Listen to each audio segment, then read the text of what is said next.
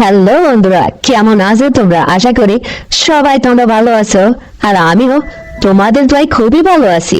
তো বন্ধুরা, আজকে তোমাদের সাথে দারুণ একটা ইন্টারেস্টিং গল্প শেয়ার করতে চলেছি বন্ধুরা, যেটা গল্পের প্রথম টাইটেল হচ্ছে মা এবং ছেলের মধ্যে কেমন কি ঘটে গেছিল ওর বাবা বেঁচে না থাকাই। এটা আজকে তোমাদের মাঝে শেয়ার করতে চলেছি। তো গল্পটা ভারী ইন্টারেস্টিং হতে চলেছে, একদম স্কিপ করে শুনবে না। যদি স্কিপ করে শোনো তাহলে কিন্তু একদম মজা পাবে না। তাই আমি তোমাদের সাজেস্ট করবো একদম শেষ অব্দি শোনো, তাহলে অনেক মজা লাগবে বন্ধুরা। তো চলো শুরু করা যাক আজকে সেই মা এবং ছেলের সেই করুণ কাহিনীটা। তো বন্ধুরা, আমার নাম অরুণা। আমার বিয়ে শাদী হওয়ার পরে আমার সন্তানটা যখন ঠিক বড় হয়ে গেল, তখন আমার স্বামীও চলে গেল। আমার স্বামী ডিসি অফিসে এডিএম এর পিয়নের চাকরি করত। তো আমার স্বামী মারা যাওয়ার পরে এককালীন একটা টাকা আমরা পেতাম। সেই টাকা দিয়ে মা এবং ছেলে একরকম ভাবে জীবনযাপন করতে থাকলাম। এদিকে আমাকে বিয়ে শাদী দেওয়ার পরে আমার বাবা মা তার একটা সময় দুজনেই চলে গেছে আমাকে ছেড়ে। আমার জন্য দুনিয়াতে কেউ নেই, আমার আর ভাবনও নেই, আমি একদম একলা। এদিকে আমার বিয়ের পরে আমার একটা সন্তান হওয়ার পরে আমার স্বামীটা ঠিক চাকরির 10 বছর বয়সে সেও চলে গেল। বাঁচলাম আমার ছেলে আর আমি। আমার ছেলেটা কলেজে পড়াশোনা করত। ছেলেটা বেশ বড় হয়ে গেল, সাবালক হয়ে উঠলো। আমি তখন বুঝতে শিখলাম যে আমার ছেলের এই মুহূর্তে খুবই প্রয়োজন বিয়ে শাদী দেওয়া দরকার। আজকাল ছেলে পেলে নিজে ইচ্ছায় কখন কি ভুলভাল কোলে বসে। তো এই চিন্তা করতে করতে হঠাৎ করে আমার ছেলে একদিন বলে উঠলাম যে আরে গোকা, তোকে তো বিয়ে শাদী দিতে হবে। তখন আমার ছেলে বলে যে এই সমস্ত চিন্তা ছেড়ে দাও তো মা, বারবার বিয়ে বিয়ে করো কেন? আমার বিয়ের বয়স হয়েছে এটা আমিও জানি, কিন্তু বিয়ে করতে বড় আমার খুব বোরিং লাগে, ইচ্ছেই করে না বিয়ে শাদী করতে। চাকরি বাকরি না হলে কেমন করে বিয়ে করবো? তখন আমি বললাম হ্যাঁ রে খোকা, তোর বাবার পেনশনের টাকা তো কোনো রকম তোর আর আমার চলেই যাচ্ছে। তো অতদিনে লেখাপড়াও কর, বিয়ে শাদী কর, চাকরির খোঁজ খবর কর, তারপরে তুই চাকরি পেলে আর একটু ভালো হবে, কিন্তু বিয়ে শাদীটা সেরে নে। এভাবে সংসারে আর কতদিন আমি তোর সেবা যত্ন করবো? কে কার কথা শুনে? ও যেন আমার কথা সহ্যই করতে পারে না, আমার কাছ থেকে বিয়ের কথা বললে উঠে চলে যায়। তারপরে এভাবে চলতে চলতে একদিন রাত্রিরে আমাকে সে ডেকে বলতেছে, শোনো মা, তুমি যে আমাকে বিয়ে বিয়ে করো, আসলে আমার বিয়ে করতে ইচ্ছা করে না কেন জানো? তখন আমি বললাম যে কেন? তখন ও আমাকে হাসতে করে কাছে এগিয়ে এসে বলতেছে, বৌদি আমি তোমাকে বলি তুমি এবার আমাকে রাগ করবে না তো? তখন আমি বললাম যে না না, তোকে রাগ করবো কেন? তুই আর আমি তো এই বাড়ির মধ্যে বাস করি, আর দেখ না তুই আমার একটাই ছেলে, আর তো আমার কোনো সন্তান আদৌ নেই, স্বামীও নেই, আবার আমিও যে বুড়ো হয়ে গেছি তা তো না। কিন্তু তোকে নিয়ে এইভাবে পড়ে থাকি, তুই এখন বড় হয়ে গেছিস, মানুষ কটু কথা কি কবে না কবে, এই জন্য বলি কি একটা বিয়ে শাদী কর।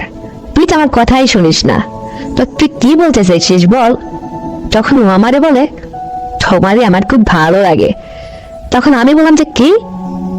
হ্যাঁ আমি তোর মা, আমাকে তো তোর ভালো লাগতেই পারে, আমাকে তো তোর ভালো লাগতে হবে, কারণ আমি তোর মা না? আমাকে ভালো ভালো লাগলে ভালোবাসবি, সারা জীবন কাছে রাখবি, আমার সেবা যত্ন করবি, এটাই তো তোর কাজ। তখন ও আমাকে বলে না না এটা তো বটেই, তবুও এক্সট্রা আরো ভালো লাগে বেশি। তখন আমি চিন্তা করলাম খোকা তো বড় হয়েছে, আসলে মনের ভাব সাপকে কি বলতে চাইছে। তখন খোকারে আমি বললাম আচ্ছা এক্সট্রা কেমন কি ভালোবাসা রে, কি প্রেম জমেছে তোর মায়ের প্রতি তোর মনের মধ্যে, একটু বুঝিয়ে বলতো। তখন ও আমারে বলে মা শোনো, তোমার এই কমল ঠোঁট দুটা, এই মায়াদের চেহারা, আর এই যে মেঘযুক্ত কমর, নাদোষ নদোষ এত সুন্দর পায়ের মাথা অব্দি দেখলে না আমার পরানটা জুড়িয়ে যায়। এই জন্য কখনো ইচ্ছে করে না যে আমি পরের মেয়েকে ঘরে নিয়ে এসে সংসার করব।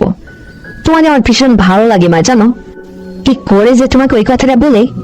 তখন আমি বললাম হ্যাঁ রে খোকা, কোন কথাটা বলবি? এত কথা বলতে সে মাঝখানে আবার কোন কথা তোর মনের মধ্যে আটকে আছে, এটা পরিষ্কার করে বলতো, আমাকে ক্লিয়ার করে বল কি হয়েছে। তখন ও আমাকে বলে কি হয়েছে মানে তুমি জানো না? আমি এখন বড় হয়েছি, আর তোমার কষ্ট আর আমি কতকাল এভাবে দেখবো? তোমার কষ্ট, তুমি কষ্টে থাকো এটা আমি চাই না মা। তখন আমি বললাম আচ্ছা ভালো কথা, তুই আমার সন্তান, তুই আমার কষ্ট তো সহ্য করতে পারতেছিস না, এটা আমিও জানি। কিন্তু আমার কোন কষ্ট? আমি হাতে কষ্ট করছি না, কাপড়ে কষ্ট করছি না, টাকা পয়সা কোনো কিছু চাই না, আমার তো সবই একরকম চলে যাচ্ছে। তোর বাবার পেনশনের টাকায় সুন্দরভাবে তোর আর আমার লাইফটা চলে যাচ্ছে, তাহলে কষ্টটা কোথায়? কিসের কথা বলছিস তুই? হ্যাঁ রে খোকা। তখন ও আমাকে বলে, না মা, তুমি আসলে যেটা ভাবছো সেটা না, তুমি আসল কথাটা বলছোই না। তখন আমি বললাম, আচ্ছা আসল তোর কোন কথাটা? এত ইংরেজি না বলে খুব টাস করে বলে দে তো গোড়ার ডিম, আমার এই সমস্ত পেঁচানো কথা ভালো লাগে না। এই কথা বলে মানে আমি একটু ঘুমটা দিলাম যে ওর মদ খাওয়ার জন্য কেমন লাগতেছে। তখন খোকা আমারে বলে, মা তোমারে আমার খুব ভীষণ আদর করতে ইচ্ছে করছে, দেখি কাছে আগায় আসো তো। এই কথা বলে খোকা আমার এক টানে, এক ঝটকা টান দিয়ে ওর বুকের মধ্যে আমার জড়িয়ে ধরলো, ধরে আমার ঠোঁট মুখের মধ্যে দিয়ে খাইতে লাগলো, মানে কপালে কিস করে বুকের মধ্যে আঁকতে ধরে রাখলো, যেন ছেলে আমারে খুব ভালোবাসতে লাগলো। মাকে এভাবে কখনোই ও ভালোবাসেনি। আমি ওর ভাবসাব দেখে মানে চুপ করে আছি, দেখি পোলা আমার কি করে আজকে। ও বাবা, এরকম করতে করতে খিসবিস খিসবিস করে এক পর্যায়ে সে আমার কানের কাছে মুখ দিয়ে বলে, মা শোনো, তুমি যদি আমার কথা রাখো তাহলে আমি তোমাকে কথাটা বলতে পারি। তখন আমি আসলে ওর ওই আদরের ছোঁয়া, ওই রকম ভালোবাসায় আমি একটু মুগ্ধ হয়ে গেছি। আমি কেমন যেন আমার লাগতেছিল, আমি দারুণ বিষণ্ণতার সাথে ওকে বললাম, আচ্ছা খোকা তুই বল তো কি বলতে চাইছিস? তখন ও আমারে বলে, আজকে থেকে কিন্তু তুমি আর আমি এই রুমে ঘুমাবো। তুমি জানো না মা, আমি একলা শুইলে আমার বোবাই ধরে, আমি ঘুমাইতে পার রাত্রে আমাও করে, আমার গায়ে কেউ টাচ না করলে আমি ঠিক হইতে পারি না। কেন তুমি আমার ওই রুমে রাখো? এখন তো আর বাবাও নেই, কেউ নেই। আর তোমার এই কুমারী বয়সে এই যৌবনবর্তী এরকম টস্টাকার যৌবন, একটা যৌবনবর্তী একটা মেয়ে, তুমি জীবনে বিয়ে শাদী করলেন না, আবার এইভাবে পড়ে থাকলে তুমি। আর তোমারে দেখে আমি তো এখন বড় হয়েছি, আমার তো একদম ভালো লাগে না, বুঝো না কেন এটা? তখন ছেলের কথা শুনে আমি দারুণ বিষণ্ণতার সাথে অবাক দৃষ্টিতে ওর দিকে একদিনে তাকিয়ে থাকলাম, যে ও বলেটা কি, কি বলেটা কি হচ্ছেটা কি এসব? আদেও কি তা সম্ভব? নিজের বিবেকের কাছে প্রশ্ন করতেছি। তারপরে না, তখন আমি খোকারে বললাম, ভাই তোরে এত হাসপাতাল দিয়েছে তাকে, তুই এই সমস্ত কথা আমারে বলতিস, তোর মুখে কথা বাঁধলো না? এই সমস্ত কথা বলতে তোর আটকায় না একদম? আমি আর তোর মা তোকে কোলে পিঠে করে এত বড় করে মানুষ করছি, তুই আজ কলেজে পড়াশোনা করছিস, ও বড্ড যুব হয়ে গেছিস, বড় হয়ে গেছিস না?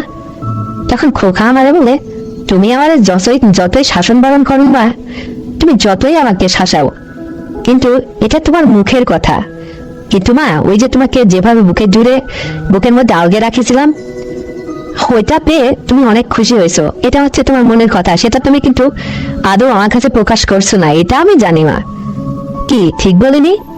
তখন আমি বললাম, হ্যাঁ রে খোকা, আসলে তোর বাবা আজ মারা গেছে কতটা বছর, আমি নিজের সতীত্ব বজায় রেখে তোকে লালন পালন করে বড় করতেছি। তোর বাবার পেনশনের টাকা যদি হাতে না থাকতো তাহলে তোর চিন্তা মনে করা হতো না, তোকে নিয়ে হোক আর যেভাবে হোক বিয়ে শাদীর চিন্তা ভাবনা একটা করতেই হতো, কারণ তোর নানা নানু তো বেঁচে নেই, অর্থাৎ আমার বাবা মা তারাও তো বেঁচে নেই, আমি উঠতাম কোথায় যাই বল, কি করতাম? তখন খোকা আমারে বলে, হ্যাঁ মা সেটা তো জানি, তুমি সবকিছু বিসর্জন দিচ্ছ শুধু আমার কারণে। আরে বাবার পেনশনের টাকা আছে বিদায় আমারে তুমি একদম আনন্দের সহিত এতদূর লেখাপড়া করে আগায় নিয়ে আসছো, এটা তো বুঝি, কিন্তু আমি তো এখন বড় হয়েছি, এই জন্য তো বলতেছি তোমার দায়িত্বটা তো আমি এখন নিয়ে নেব। তো শুধু কি তোমার ভরণ পোষণ, কাপড় চোপড়, খাওয়া দাওয়ার দায়িত্ব নিলে আমার চলবে? তোমার আনুষঙ্গিক এভরিথিং সমস্ত দায়িত্বটি আমি নিতে চাই, কথাটা কি বুঝতে পারছো? তখন আমি বললাম, হ্যাঁ রে খোকা, আমি তো সব বুঝতে পারি, আসলে তুই যে এতক্ষণ ধরে আমার কি বুঝাইতে চাইছিস এটা আমি ক্লিয়ার বুঝে গেছি, আমার আর বুঝাইতে হবে না। কিন্তু শোন, এটা লোকজন জানলে কি হবে একটাবার ভেবে দেখেছিস? কেমন করে তুই আমার এই কথাটা বললি? এই যে আমার অজান্তে তুই আমাকে ঝট করে বুকে টান দিয়ে যা করলি, মানে এটা কি ভালো হলো? তুই আমাকে কি মায়ের চোখে দেখে এটা করছিস নাকি অন্যরকম রূপে? তখন ও আমারে বলে, তুই কেন, তুমি এটা বুঝতে পারোনি? কারণ আমি জানি তুমি এ বিষয়ে অনেক কষ্টে আছো। তখন আমি বললাম, তো কোন বিষয়ে রে? তখন ও বলে, না মা তুমি আবারও না বোঝার ভান করছো কেন?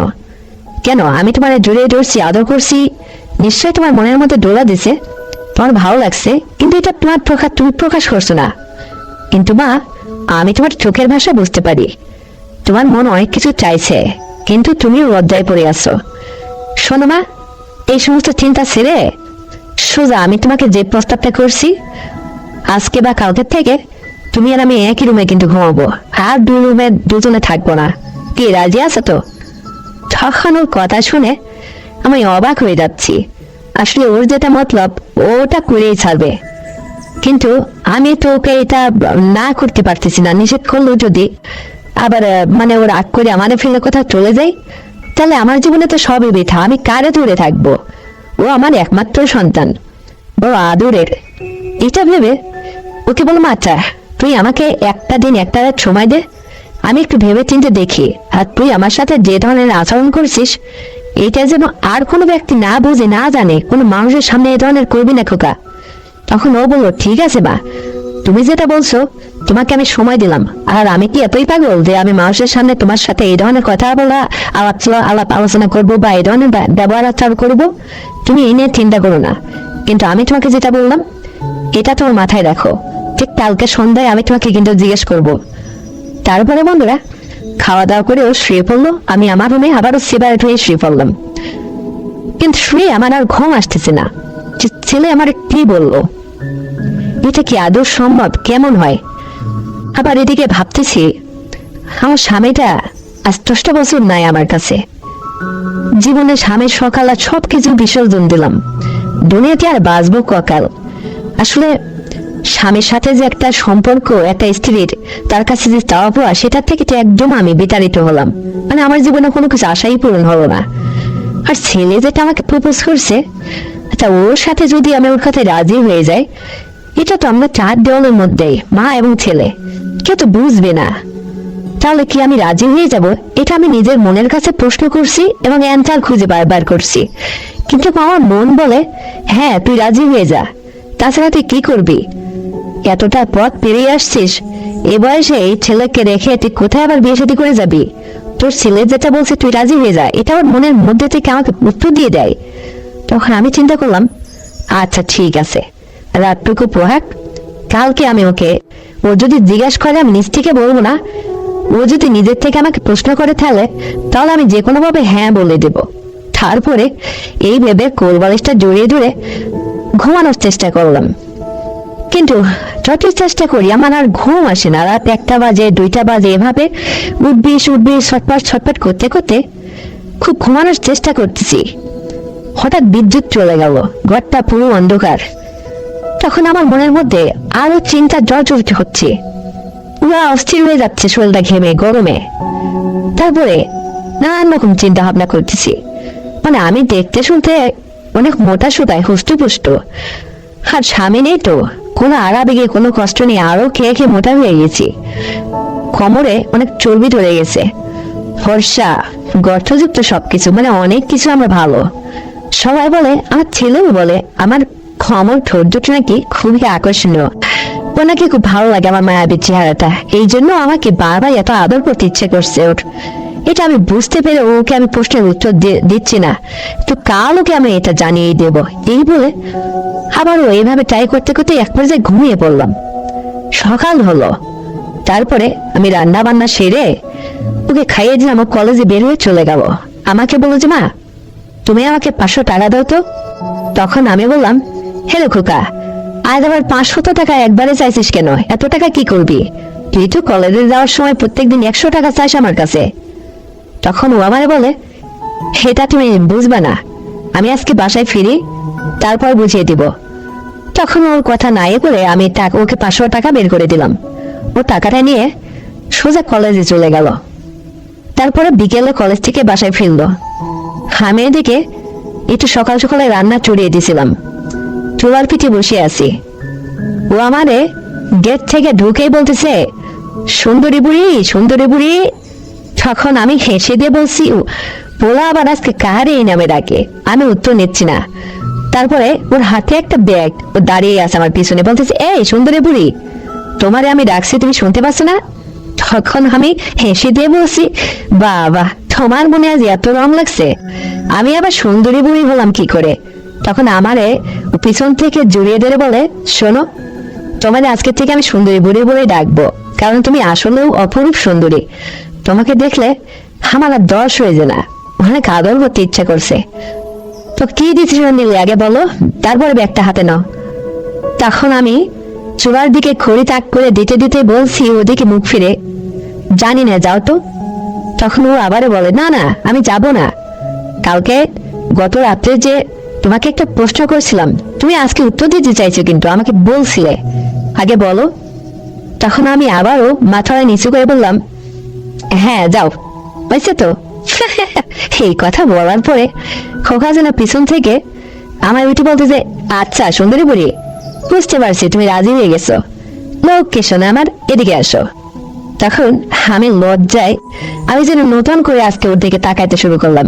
ওর দিকে মুখ ফিরে দেখি ওর হাতে একটা ব্যাগ, কিছু একটা আনছো ব্যাগের মধ্যে। তখন আমি বললাম, এটার মধ্যে কি আনছো? তখন ও আমারে হাতে ধরিয়ে দিয়ে বলে যে, এটা আমি যা কিছু আনছি এটা আজকে নিজে পরিধান করে আমার সামনে আসবে, আমাকে দেখাবে। তো আমি তখন বললাম, এটা কখন দেখবে তুমি? তখন ও বলছে, রাতে খাওয়া দাওয়ার পর যখন ঘুমাইতে যাব, আজকে তো তোমার আর আমার শোয়ার জায়গায় একটা রুমে, তখন ঠিক তুমি ড্রেসিং টেবিলের সামনে যায় গ্লাসের সামনে দাঁড়িয়ে সুন্দর করে এগুলো পরিধান করবে, করে আমাকে দেখাবে।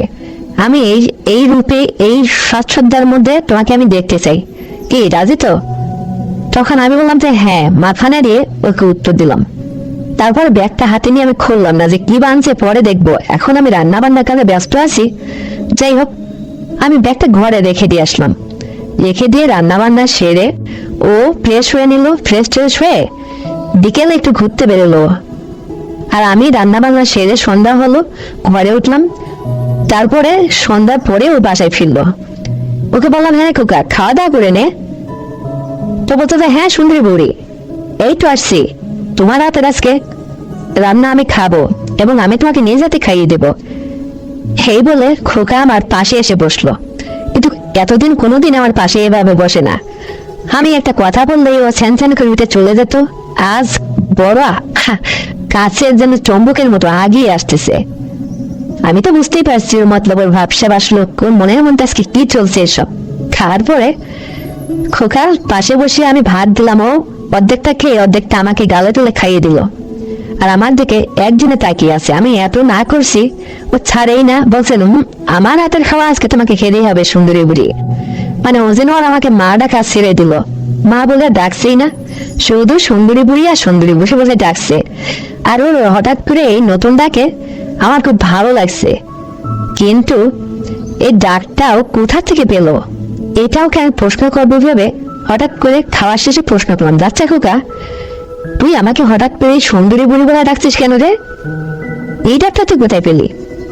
তখন ও আমাকে বলে, মা শোনো, আমি যখন ছোট ছিলাম, বাবা এভাবে অফিস থেকে ফেরার পথে ব্যাগের মধ্যে অনেক ফল মূল খাওয়া দাওয়া এগুলা নিয়ে এসে গেট থেকে তোমাকে সুন্দরী বুড়ি বলে সুন্দরী বুড়ি বলে ডাকছে। এটা আমি একদিন দুদিন কয়েকদিন করে ফলো করছি, শুনছিলাম। সেই স্মৃতিটা আমার মনের মধ্যে আমি ধরে রাখছি, কিন্তু তুমি ভুলে গেছো। তখন আমি বললাম যে, ও মাই গড, হ্যাঁ হ্যাঁ, তোর বাবা তোমাকে এভাবে ডাকতো, কিন্তু আমার তো এটা মনেই নেই রে বাবা। তখন ও বলে, হ্যাঁ, এই তোমার ভালোবাসা বাবার প্রতি ভুলে গেছো? 10টা বছর অতিবাহিত হয়ে গেছে, বাবার আদর যত্ন সোহাগ তার স্মৃতি সব মন থেকে বুঝে ফেলছো। তখন আমি বললাম, হ্যাঁ, আসলে তোর বাবা সবকিছু মনে করলে কি আর আমি থাকতে পারতাম বল? সবকিছু ভুলেই তো সুন্দরভাবে বেঁচে আছি রে তোকে নিয়ে, তা নাহলে যে আমিও থাকতাম না। মানুষ যদি পিছনের পুরনো স্মৃতি ধরে রাখে, সে মানুষ কখনো সঠিকভাবে বাঁচতে পারে না রে খোকা। তখন ছেলে বলে যে, হ্যাঁ, এটা বড় বুদ্ধিমানের কথা বলছো তুমি, কিন্তু শোনো মা, ওই যে বাবা সুন্দরী বুড়ি বলে ডাকছো, এই জন্য আমি তোমার সুন্দরী বুড়ি বলে ডাকছি, তুমি কি আমার কথা মাইন্ড করছো? তখন আমি বললাম, না রে খোকা, এখন আমি বুঝতে পারছি, এই জন্য যে বলি, আমাকে কেন যেন এই ডাকটা আমার খুব পরিচিত, সুন্দরী বুড়ি বলে আমার পোলা রাখছে আমারে। হঠাৎ করে এই ডাকটা কোথায় পেলো, কোথায় যেন কে যেন আমার ডাকতে, আমার মনে পড়ছে এখন। ঠিক আছে, তোর যখন এত ইচ্ছা, তাহলে তুই আর মা বলে আমাকে ডাকবি না? তখন ও আমাকে বলে, আজকের পর থেকে কখনোই তোমার আর মা বলে ডাক না, মা ডাক জীবনে বহু শুনছো, আজকের থেকে তোমার যেহেতু সমস্ত দায়িত্ব আমি নিয়ে নেবো, তাই বাবা তোমার সাথে যেভাবে চলতো আমি তোমাকে ওই সুন্দরী বুড়ি বলেই ডাকবো। তখন আমি বললাম, আচ্ছা বাবা, তোর যখন এত ইচ্ছে তাহলে তুই সুন্দরী বুড়ি বলেই ডাকিস। এই বলে খাওয়া দাওয়া শেষ করে ওর সাথে কথাবার্তাও শেষ করে আমি আমার রুমে বিছানাপত্র ঠিক করে শুইতে আসলাম। তখন রাত প্রায় 10টা বেজে গেছে, কিন্তু ও বাবা, ও দেখি ওর বালিশ নিয়ে সোজা আমার রুমে চলে আসে, এসে দরজা লাগিয়ে দেয়। তখন আমি বললাম, কিরে খোকা, এ রুমে কেন? ও রুমে যা। তখন ও বলে, তুমি কিন্তু আমার উত্তর দিয়ে দিছো। হ্যাঁ বলছো তুমি, আবার এখন এই নাটক করার কি মানে আছে তোমার? তখন আমি বললাম, আচ্ছা ঠিক আছে, দরজাটা লাগিয়ে দিয়ে শো, তোর যখন এত ইচ্ছা আমার পাশে ঘুমানোর ইচ্ছা, শো, বলাই তো শুবে। তখন ও বলতেছে, আচ্ছা শুভ, কিন্তু আরেকটা কাজ বাকি আছে যে। তখন আমি বললাম, কি কাজ? তখন ও বলছে, কেন, ওই যে একটা ব্যাগ হাতে তোমার ধরিয়ে দিলাম, ওই ব্যাগটার মধ্যে কি আছে একটা বার কি খুলে দেখেছো তুমি? তখন আমি চিন্তা করলাম যে কই না তো, দেখি তো। তো আমি ব্যাগটা খুলে এখন দেখি ওর মধ্যে, ওরে বাবা, সে সুন্দর সুন্দর ডিজাইনের চাইনিজ ব্রা, কত সুন্দর আইটেমের বড় বড় বাটি ব্রা, আরো অনেক কিছু আছে বন্ধুরা, ছোট ছোট, যেগুলা মানে এগুলা আর আমি বললাম না, আমাকে নাকি এগুলা পরিধান করতে হবে ওর সামনে। চিন্তা করছো তোমরা? তারপরে আমি বললাম যে এগুলা কেন? তো বলতেছে, হ্যাঁ এগুলো আনছি, এগুলা তুমি করে আমার সামনে পরিবেশন করতে হবে তোমাকে, আজকেই তোমাকে এটা বলবো, আর কখনো বলবো না। তোমার লজ্জাটা ভাঙানো উচিত, কারণ তুমি অনেক কথাই আমার সামনে মুখ ছাপে কথা বলো। এটা হবে না, আজকের পর থেকে তুমি বাবার সাথে যেভাবে চলতে বিগত জীবনে, ওই মুখ জোর করে কথা কওয়া, মনের মধ্যে যে কথা আসতো সে কথা হাসতে হাসতে বলে দেওয়া, এরকম অভ্যাস করো তুমি। লজ্জা তোমার আজ আমি ভাঙিয়ে ছাড়বো। তারপরে কথা শুনে মুচকি হাসি দিয়ে আমি বললাম যে তাহলে লাইটটা অফ করে দিই। তো বলছে, লাইট অফ করলে তো আমি তোমাকে দেখতেই পারবো না। কেন লাইট অফ করবা? এই যে আমি খাটের উপরে চুপ করে বসে থাকলাম, তুমি নিজে এগুলা পরিধান করো। তারপরে দেখ তো যাওয়া কি একটা মহা ইয়েতে পড়লাম। তারপরে বাধ্য হলাম, মানে আস্তে আস্তে করে এগুলা ব্রাটা পড়লাম, ওইটা ছোট ওই ইয়েটা পড়লাম, পেন্টিটা, তারপরে পরে সুন্দর একটা ইয়ে করে আমি মানে ভুড়ি ঠুড়ি একটু মানুষ, মানে একটু মোটা সোটা তো, আরো কিছু নতুন লিপস্টিক নিয়ে আসছে, মানে খয়েরি কালারের, তারপরে হচ্ছে সাজুগুজু মেকআপ টেকআপ, এটা সেটা সুন্দর। আমার আবার মাথার চুল, আমার পায়ের কেন মানে খুব লম্বা চলছিল, এটা ছেড়ে দিলে দারুণ লাগতো। তো সাজসজ্জার অনেক কিছু নিয়ে আসছে, সেগুলো আমি আসলে চোখ কান বন্ধ করে অনেকদিন সাজে না, তো আজকে যেন বিয়ের সাজা সাজতেছি, এত সুন্দর করে ঠোঁট রাঙায় সাজলাম, সেজে কমল গোলাপি ঠোঁট দুটোকে একদম উজ্জ্বল করে ফুটিয়ে তুললাম, মুখটা যেন ফর্সায় রাঙিয়ে গেল। এইভাবে সেজাগুজি করে ওইভাবে ওই সমস্ত পড়লাম, পোলা যেগুলা নিয়ে আসছে পরে আমি ওর দিকে একদিনের সোজা হয়ে তাকিয়ে আছি। ও আমার দিকে যেন এক নজরে 10 মিনিট তাকিয়ে আছে, চোখে দৃষ্টিই পড়ছে না। তো আমি বললাম যে হয়েছে, এবার এখন লাইটটা অফ করে দিয়ে শুয়ে পড়ি। তো বলতেছে যে হ্যাঁ, লাইটটা একটু পরে বন্ধ করো, তুমি আমার কাছে একটু আগায় আসো তো। তারপরে যাই হোক আমি তার সামনে আগায় গেলাম, যাওয়ার পরে আমাকে বলতেছে এখানে বসো। আমি বসে পড়লাম, চুপচাপ, কথা বলছি না, মাটির নিচে মুখ করে চুপ করে আছি, লজ্জায় মুখটা ভাঙিয়ে। তো আমার বলতেছে আমাকে, আমার দিকে তাকাও। আবার তাকালাম, সে কাছে আসলো। তারপর না, সে আমাকে আঁকড়ে ধরে মানে লিপ কিস সে 10 মিনিট ধরে করবো। অত সুন্দর করে যে এটা খাইতে পারে চকলেটের মতো, ওর বাবাও কখনো এইভাবে খায়নি। মানে একটা ছেলে মাকে যে এত ভাবে আদর আপ্যায়ন করতে পারে ভাবাই যায় না। ও দারুণ ভাবে আমাকে এগালে ওগালে কপালে বুকে কত সুন্দর করে ঠোঁট মুখের মধ্যে নিয়ে চকলেটের মতো সে 10 মিনিট খাইতে লাগলো। ছাড়ে না, আমার খুব ভীষণ ভালো লাগে। তারপরে এক পর্যায়ে যাই হোক এই সমস্ত বন্ধ করে আমি লাইটটা বন্ধ করে দিলাম। আমি বললাম যে যা, আমার ভীষণ লজ্জা করতেছে, তোমার কেন লজ্জা করে না? তখন খোকা বলে, কিসের লজ্জা, লজ্জার দিন শেষ, আমি তোমার পুরো দায়িত্বটা নিয়ে নিয়েছি। আজকের পর থেকে শুধু তুমি আর আমি, আমার জীবনে আমি কোনো মেয়েকে দেখতে চাই না। আমি যদি তোমার সেবা যত্ন করে দিতে পারি তাহলে খুব ভালো হবে, এবং এই সুযোগটা কিন্তু আমাকে দিতেই হবে। তুমি হ্যাঁ বলছো। তখন আমি বললাম ঠিক আছে, আমি যত হ্যাঁ বলছি আমার জবান এক, আমি আর কখনো তোমাকে না করব না। তো কি হবে? তখন ও বলতেছে কি হবে মানে, এদিকে আসো, লাইটটা বন্ধ করে দাও। তো তো নিজের লাইটটা বন্ধ করে দিয়ে আমি টাস করে বিছানায় শুয়ে পড়লাম। শুয়ে ও দেখ টুকটুক করে আমার দিকে আগায় এসে এসে আমাকে অনেক জড়িয়ে ধরে আলো বাঁচতে লাগলো। তো যাই হোক, তারপরে ওই রাত্রে সে আমার সাথে অনেক এই গল্প সে গল্প, পুরনো ইতিহাস, কলেজের গল্প, মানে সব গল্পের মাঝে যেন ওই কথাটা আমাকে বলে আর সাহস পাচ্ছে না, আসল কথাটা। তো আমি তখন ওকে বললাম যে এত নেকামো করিস না, তো আমার ঘুম পাচ্ছে, অনেক রাত হয়ে গেছে, রাত প্রায় 1টা বেজে যাচ্ছে, তোরে ভঙ্গিমা করতে করতে আর কত, এখন চুপচাপ ঘুমিয়ে পড়তো। ও এখন বলে কিসের ঘুম, এই বলে আমাকে চাপটে জড়িয়ে ধরে চেষ্টা করবো। যা কইরা ওর সাথে আবার 3বার না 4বার হলো সকাল অব্দি। ওই অত সময় ধরে যে এইভাবে ইয়া করতে পারে, এটা আমার কখনো জানা ছিল না। মানে আমার ভীষণ ভালো লাগতেছিল, আমার মনে হচ্ছিল আমি যেন একটা নতুন জীবন পাইলাম। মানে এত সুখ শান্তি থাকতে কেন আমি দিনের পর দিনে এতটা অসুবিধা করে আছি।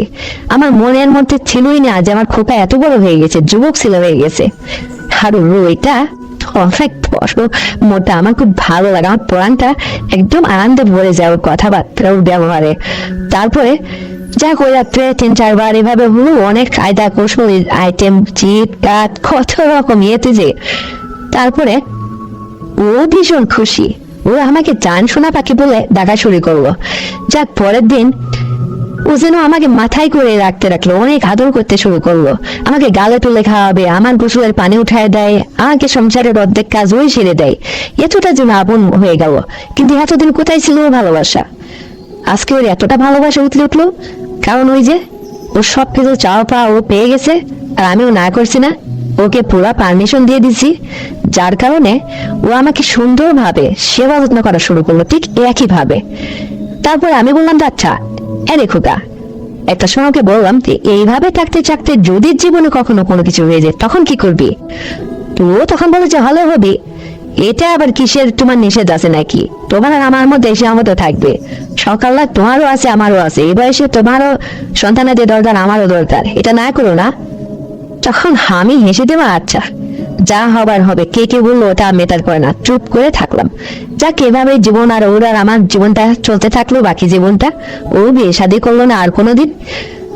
তবে ওখান থেকে ওর চাকরি হওয়ার পরে ও কুমিল্লাতে বাসা ভাড়া করে থাকলো। ও আর আমি বাসা ভাড়া করে যখন ওখানে দূরে গেলাম, তখন তো আর এলাকার মানুষ জানলো না যে আমরা কোথায় আছি। আমাদের জীবন চলার পথে খুব সহজ হলো। পরে 2 বছর বাদে আমাদের একটা কন্যা সন্তান হলো। যাক, ওকে লালন পালন করতে করতে বাকি জীবনটা ওকে নিয়ে কাটিয়ে দিলাম। কি আর করা, ভাগ্য দশা। ওর হাতটাও আমি ফেলতে পারলাম না, ওর আপত্তি আর আমি না মেনে থাকতে পারলাম না বন্ধুরা। তো যতই যাই হোক না হোক, আসলে আমার জীবনে এটাই ঘটে গেছিল। তো বন্ধুরা, আমার এই ছোট্ট গল্পটা আজ এই পর্যন্তই। তো এই গল্পটি যদি তোমাদের একটু ভালো লেগে থাকে, তাহলে এক্ষুনি চ্যানেলটিকে সাবস্ক্রাইব করে দাও, ভিডিওতে একটা লাইক দাও, আর শেয়ার করে তোমার প্রিয়জনকে শোনার সুযোগ করে দাও। আর হ্যাঁ বন্ধুরা, আগামীকাল আরো সুন্দর গল্প নিয়ে আসছি। ততক্ষণে সবাই তোমরা ভালো থাকবে, নিজের যত্ন নেবে, পরিবারে খেয়াল রাখবে, আর তোমার ছোট্ট সন্তানকে নিয়মিত স্কুলে পাঠাবে। এই প্রত্যাশায় আজ এই পর্যন্তই।